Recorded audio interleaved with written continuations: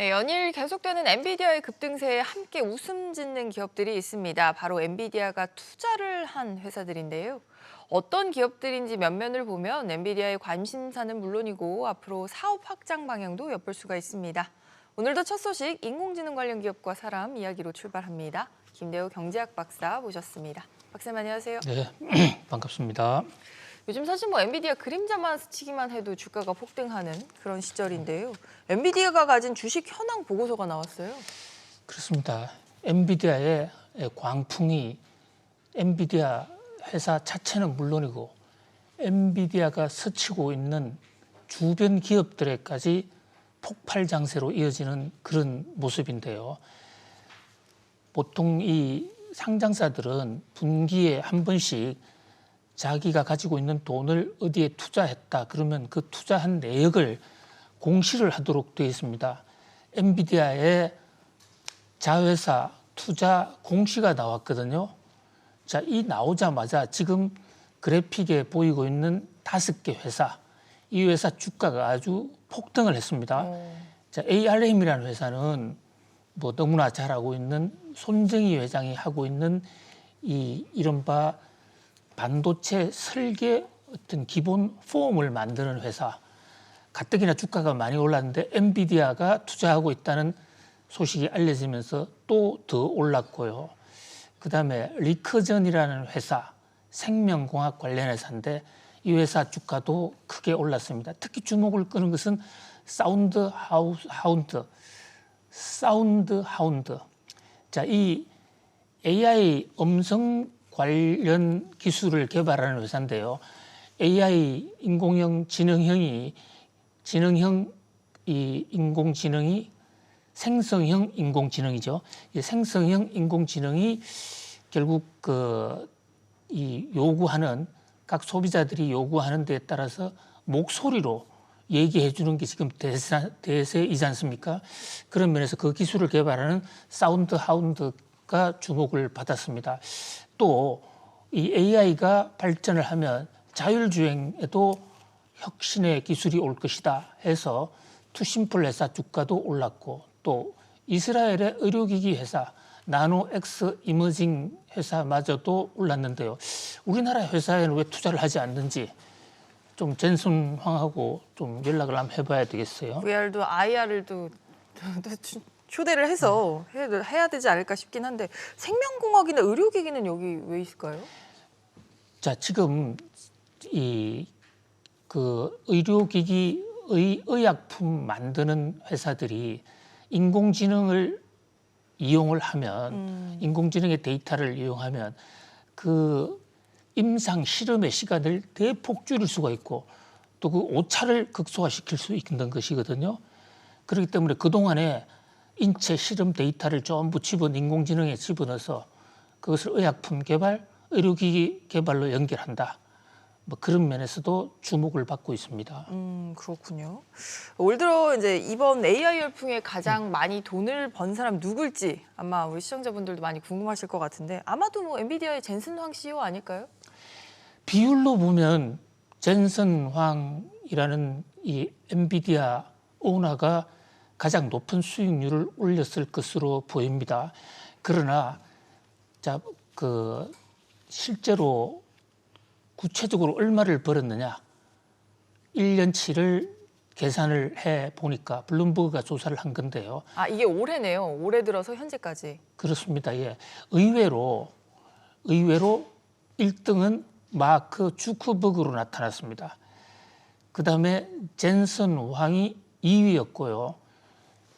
아마존의 베이조스, 그다음에 스티븐 발머, 마이크로소프트 전 CEO 등의 순으로 나타났는데 그야말로 매그니피센트 세븐 종목을 운영하고 있거나 주식을 소유하고 있는 오너들의 자산 가치가 크게 늘어났는데요. 주목을 끄는 것은 지금 앵커님도 지적하셨다시피 이 엔비디아가 만지기만 하면 주가 폭등이 오는 그 돌풍 속에서 왜 2등이었을까? 자, 이 대목 좀 주목할 필요가 있어요. 젠슨 황, 엔비디아가 수익률은 높지만은 이 젠슨 황이 꾸려가고 있는 엔비디아는 공장이 없는 회사예요. 그래서 흔히 팹리스, 팹리스라는 게 팩토리 리스라는 얘기거든요. 주로 설계만 해서 그 설계 내용을 파운드리에 줘서 파운드리로 하여금 생산하도록 합니다. 생산은 외주를 주는. 그렇습니다. 그래서 실제로는 가장 큰 혜택을 받은 곳은 TSMC입니다. 그런데 이 TSMC라는 회사는 개인 주주의 지분이 그렇게 많지가 않아요. 모리스 챙 등이 있지만 대만 정부도 직접 개입하고 있거든요. 그러니까 CEO로서 크게 돈 번 사람의 랭킹 서열에 못 올라와 있는 겁니다. 오히려 메타가 의외로 1등을 하고 있는데, 왜냐하면 메타의 주커버그 회사 덩치가 워낙 크고 또 주커버그가 메타 지분이 많습니다. 그러다 보니까 메타가 컸고, 특히 올 들어서 메타가 지난해 구조조정 결과 굉장히 수익성이 높아졌고, 또 대규모 언어 모델인 라마2를 출시한 데다가 최근에 GPU를 싹쓸이 하겠다라는 이런 발언들, 이런 것들이 나오면서 그야말로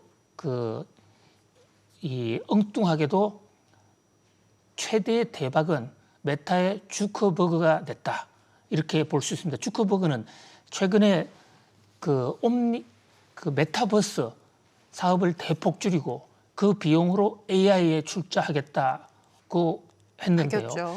특히 AI를 활용해서 광고 기술을 굉장히 많이 개발을 했는데, 중국의 테무나 또 쉬인 같은 회사들이 미국서 본격적으로 영업을 시작하면서 메타 상품들의 광고를 굉장히 늘리는 바람에 그 와중에 또 주가가 상승한 것도 주커버그가 돈을 번 한 요인이 된 것으로 분석이 됩니다. AI로 1등 돈 버는 사람은 젠슨왕 아니야 라고 생각하기가 굉장히 쉬운데, 이런 함정 요소들 때문에 또 주커버그가 1위로 올랐다, 이렇게 정리를 해볼 수 있겠군요. 이번 주 이제 전 세계 증시가 가장 주목하는 이벤트 중 하나가 엔비디아의 지난해 4분기 실적 발표인데, 이게 개별 기업의 실적이긴 하지만 그래도 증시 전체에 미칠 파장에서 보면 뭐 미국의 CPI 발표만큼이나 혹은 CPI보다 중요하다라는 얘기가 있어요. 그렇습니다. 지금 CPI나 PPI가 예상보다 높다, 또 물가가 예상보다 덜 떨어지고 있다 해서 한쪽에서는 걱정이 태산 같은데, 그러나 뉴욕 증시에서는 CPI쯤이야 PPI 너희들이 어떻게 놀든 우리는 신경 안 쓴다, 지금 이런 분위기예요. 엔비디아만 보고 있군요. 그렇습니다. 연준이 의사록을 발표하는데 연준 의사록도 별 관심 없는 그런 분위기. 오로지 21일 날로 예정된 21일 불과 며칠 남지 않았습니다. 여기에 모든 촉각이 지금 곤두서 있습니다. 엔비디아는 이제 개인 기업 엔비디아를 넘어서서 AI의 운명을 좌우하는 AI의 가늠자가 되어 있고, 또 AI는 뉴욕 증시의 지금 랠리를 지탱하고 있는 가장 큰 원동력이기 때문에 엔비디아 실적이 어떻게 나오느냐가 뉴욕 증시의 판도를 좌우할 것이다. 자, AI 열풍에 엔비디아는 지난해 주가가 235% 올랐습니다. 올 들어 50% 올랐습니다. 그럼 약 300% 정도 오른 거거든요. 그렇다면 이번에 나오는 실적, 엔비디아가 실적이 좋을 거예요. 그런데 단순히 좋다만으로는 시장의 요구를 충족시키지 못한다. 주가 오른 것만큼 부합하게 실적이 올라야 되는 거예요. 그렇습니다. 그러니까 PER이라는 주가 수익 비율 이론에 따른다면 이익도 3배 정도 늘어나 준다면, 그렇다면 엔비디아 돌풍은 계속될 것이다. 현재로는 매출은 한 300% 이렇게 3배 정도 늘어날 것으로 예상이 돼요. 그런데 이익이 이보다 좀 못한다면, 컨센서스를 완전히 뛰어넘는 실적을 못하면 10% 주가 폭락이 올 것이다 라는 이런 지금 우려까지도 제기가 돼 있거든요. 길고 짧은 것은 돼봐야 알겠습니다만은 21일 그야말로 엔비디아 운명의 날, 뉴욕 증시 운명의 날이 다가오고 있다, 이렇게 볼 수 있습니다. 현지 시간 21일이니까 우리 시간으로는 22일 목요일이니까 우리나라 장 시작 전에 발표가 될 테니까 그때도 저희가 속보로 자세하게 분석을 해드리도록 하겠습니다. 이런 가운데 구글은 좀 악재를 만난 것 같아요. 이 오픈 AI가 검색 엔진도 직접 개발을 한다면서요. 그렇습니다. 구글은 지금 주가가 뚝뚝뚝 떨어지고 있는데요. 그동안에 3위였지 않습니까? 그런데 엔비디아의 3위 자리를 내주더니 이제는 아마존에도 져서 5위로 추락을 했거든요. 세상에. 네. 예, 구글 알파벳 주가가 왜 떨어졌느냐? 두 가지 요인을 지적할 수 있습니다.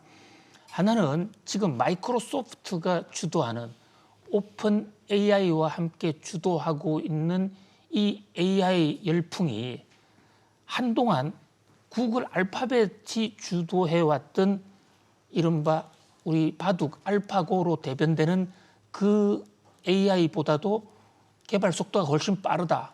그러니까 상대적으로 구글이 그동안 해왔던 AI는 별것 아니었다. 이러니까 인기가 폭락하는 그런 측면이 있습니다. 근데 이것은 구글 알파벳도 따라잡으면 또 마이크로소프트와 경쟁을 충분히 할 수 있는 대목이기 때문에 주가 하락이 좀 과도하다라는 이런 평가가 있었는데요. 이번에 그것보다 훨씬 더 큰 악재가 터졌습니다. 그 악재는 바로 오픈 AI가 터뜨린 건데요. 오픈 AI가 구글 검색 기능 그거 우리가 개발하겠다. 그러니까 오픈 AI가 지금 마이크로소프트의 후방 지원을 받고 있죠. 사실 마이크로소프트 회사가 지분의 49%를 보유하고 있는 마이크로소프트와 엔비디아는 일심동체 동맹국이잖아요. 동맹군. 그런데 오픈 AI가 구글 검색 기능보다도 더 성능이 좋은 검색 엔진을 지금 개발 중에 있다. 그럼 저게 나오면 AI까지 가세해서 그 오픈 AI가 새로 개발하는 검색 기능을 마이크로소프트에 장착하는 순간 구글 회사의 존립 기반이 무너질 수도 있다.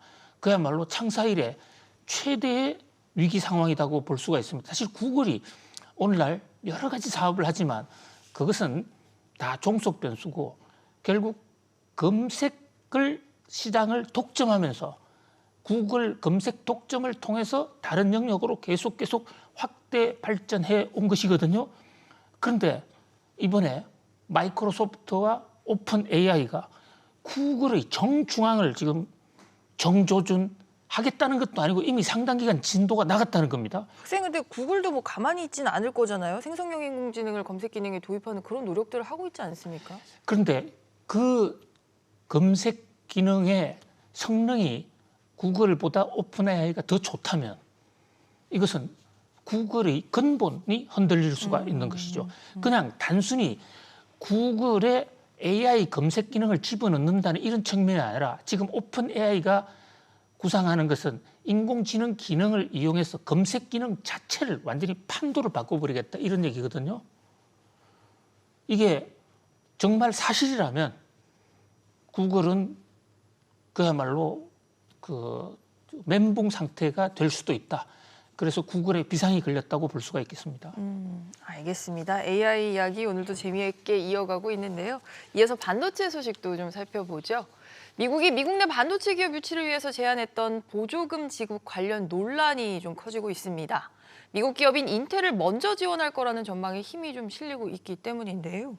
박사님, 이게 미국이 보조금 준다고 해서 대만 TSMC, 한국 삼성전자뿐만 아니라 뭐 인텔까지 미국에 다 공장을 짓고 있는데 투자 유치할 때는 얹고 인텔에 먼저 보조금을 준다면 이거 너무 노골적인 자국 기업 챙기기 아닌가요? 투자 유치할 때 어떤 순서로 보조금을 주겠다는 것은 발표하지 않았거든요. 네. 그러니까 약속 위반은 아닌 거예요.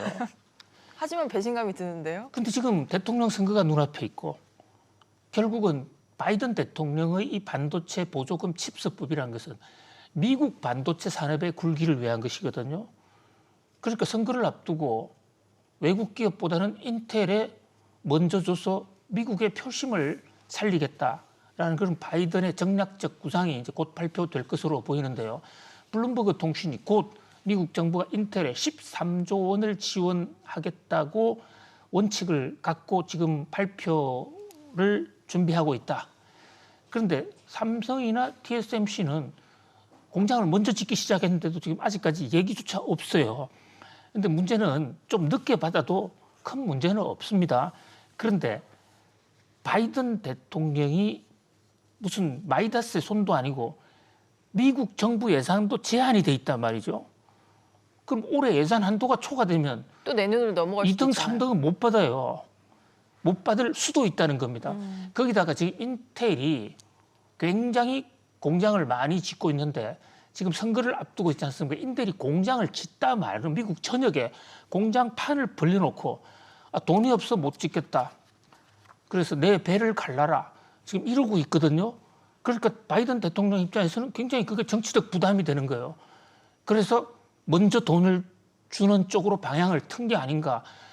그런데 그렇다면 결국 기업은 시간과의 전쟁 또 상대 기업과의 경쟁이란 말이죠. 그렇다면 인텔에 이렇게 그에게 자금을 주고 다른 데는 늦춘다면 결국은 인텔만 보호하는 그런 효과가 나지 않겠는가. 그래서 지금 삼성전자나 대만 TSMC 입장에서는 화가 무척 많이 나 있는 상황으로 볼 수 있습니다. 이게 실제라면 뭐 언제 발표할지 그 시점에도 좀 촉각이 곤두세워질 수밖에 없는데 상황이 이러니까 이제 조만간 21일에 인텔의 파운드리 행사가 있다면서 여기에서 좀 발표를 할까요? 자, 지금 바이든 대통령이 올해 국정 연설을 아직 안 했어요. 보통은 연두 교수라 해서 1월 20일 날 하는데 바이든 대통령이 미루고 있거든요. 한 달이 넘었네요. 한 달이 가까이 되고 있네요. 한 달 지금 3월 7일로 예정을 하고 있기 때문에 한 달 반 정도죠. 왜 그러냐면 현재 바이든 대통령이 지금 얘기를 하기가 아주 어려운 겁니다. 그러니까 경제가 아직 완전히 회복되지도 않았고 물가는 여전히 높고 금리 인하도 시작을 못했고 그래서 올해는 이례적으로 좀 더 늦추어서 대통령 선거가 11월 달에 있으니까 3월 7일로 현재 맞췄는데 미국 언론들은 3월 7일 날 발표하든지 아니면 지금 곧 인텔이 새 파운드리 공장을 하나 완공을 해서 2월 21일 날 산호세에서 거대한 행사를 시작하는데 앵커님 지적대로 그 자리에서 발표할 가능성이 있다. 실제로 여기는 지금 르몬드 미국 상무장관도 참석하겠다고 공지를 해놓고 있거든요. 인텔은 파운드리 회사가 아니에요. 인텔은 CPU만 만들겠다 해서 그동안에 반도체, 그 낸드 플래시 반도체도 SK에 다 팔아버렸지 않습니까? 그러다가 파운드리를 안 하면 안 되겠다 해서 특히 바이든 대통령의 반도체 칩스법이 나오면서 파운드리 공장을 지금 본격적으로 짓고 있는데 이 돈이 많이 들어가는데 정부 보조금으로 짓겠다. 이런 어떤 구상으로 추진해왔고 미국 정부도 이에 화답을 하는 모습인데 2월 21일 산호세에서 열린 인텔의 커넥터 행사 한번 주목해 볼 필요가 있겠습니다. 그렇군요. 이번 행사를 계기로 또 하나 또 주목이 되는 게 마이크로소프트랑 인텔의 어떤 동맹, 과거에는 굳건했지만 지금은 다소 소원해진 이 동맹이 좀 부활하나 이 부분도 좀 관전 포인트예요. 그렇습니다. 지금 우리가 IT의 역사를 놓고 보면요. 합종연행, 회사끼리 뭉치고 헤어졌다. 마치 삼국지처럼 이래저래 뭉치는 전쟁이 많이 이어져 왔는데 그중에서도 가장 오래되고 가장 강력한 동맹이 마이크로소프트와 인텔의 동맹입니다. 자, 마이크로소프트는 소프트웨어를 통해서 완전히 컴퓨터 세계를 장악을 했었죠. 그 마이크로소프트의 소프트웨어 시장을 뒷받침해 주는 그 반도체는 인텔이 제공을 했어요. 무려 35년 동안 전 세계 반도체와 컴퓨터는 인텔과 마이크로소프트가 사실상 장악을 해왔습니다. 그러다가 이게 한 6, 7년 전부터 무너졌어요. 왜냐하면 마이크로소프트 독점이 일단 깨 있었어요. 지금은 구글이 마이크로소프트보다도 점유율이 좀 더 높아져 있는 상태지 않습니까? 거기다가 인텔이 가장 크게 패한 게 퀄컴과의 휴대폰에 들어가는 AP 칩, 그 대목에서 기술 경쟁에서 진 데다가 또 엔비디아와의 GPU 경쟁에서도 졌거든요. 그래서 두 회사가 다 2등, 3등으로 그냥 낙동강 오리알이 돼버린 겁니다. 자기들끼리는 계속 친했지만 업계 1등일 때 그 동맹이 의미가 있는 거다 싶지 않습니까? 꼴찌들의 동맹, 그것은 그냥 웃음거리일 뿐이죠. 그런데 다시 마이크로소프트가 지금 그 AI를 타고 전면으로 나오고 있죠. 거기다가 인텔이 다시 이 파운드리를 또 바이든 대통령의 엄청난 보조금까지 받으면서 전면으로 나오기 때문에 이 인텔과 마이크로소프트의 마텔 동맹 이게 다시 한번 이 반도체 판을 바꿀 수 있다. 심지어 나델라 CEO는 다시 한번 인텔과 마이크로소프트의 파트너십을 리플리케이트 하고 싶다라고까지 공언하고 있는 상황입니다. 삼성전자 지금 어디에도 동맹군에도 들어가 있지 못하는 삼성전자는 과연 이 난국을 어떻게 돌파할지 매우 우려되는 그런 상황입니다. 가뜩이나 지금 인텔과 삼성전자 파운드리 경쟁이 불꽃 튀고 있는데 많이 악재인 소식들이 계속 나오고 있네요. 그렇습니다. 삼성전자의 지금 운명은 파운드리에서 새 영역을 개척하지 못하면 삼성전자의 미래가 없다. 이래서 TSMC를 따라잡겠다는 게 이재용 회장의 10년 전부터의 꿈이었는데 TSMC는커녕 그 인텔이 중간에 들어와서 지금 TSMC와 인텔 양자 구도가 형성이 되고 있거든요. 그런 면에서 삼성의 고민은 깊어져 간다 이렇게 볼 수 있습니다. 알겠습니다. 오늘 월요일 저희가 준비한 기업과 사람 소식은 여기까지 모두 전해드렸습니다. 박사님 오늘도 잘 들었습니다. 감사합니다. 고맙습니다.